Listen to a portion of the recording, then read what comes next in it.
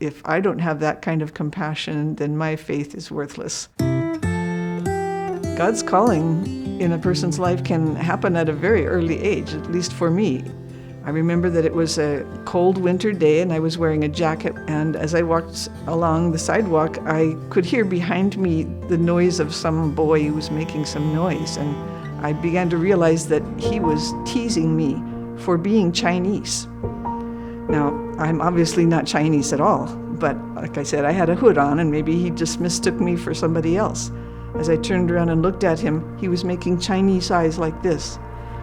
And then he threw a banana peel, and I can remember how the tears came to my eyes as I thought, this isn't fair, I'm not even Chinese.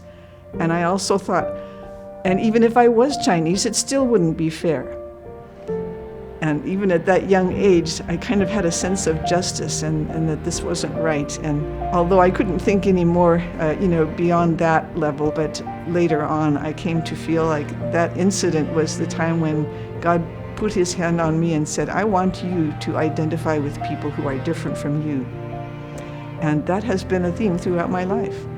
I saw here in America that many of us want to stay separate from other people, either out of ignorance of their culture or a little bit of fear, or I won't know what to say, or maybe there are things that we don't like about a particular people group.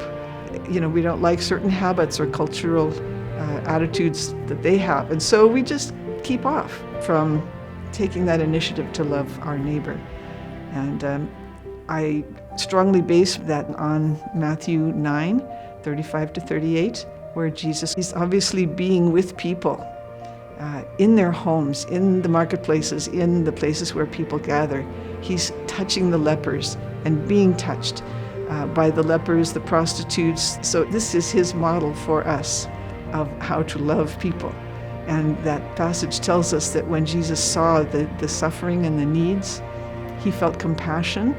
He didn't feel like, let me stay away from this. This is unpleasant, but rather, let me go there. Let me meet these needs. So we as his disciples need to be where Jesus is and do what Jesus is doing.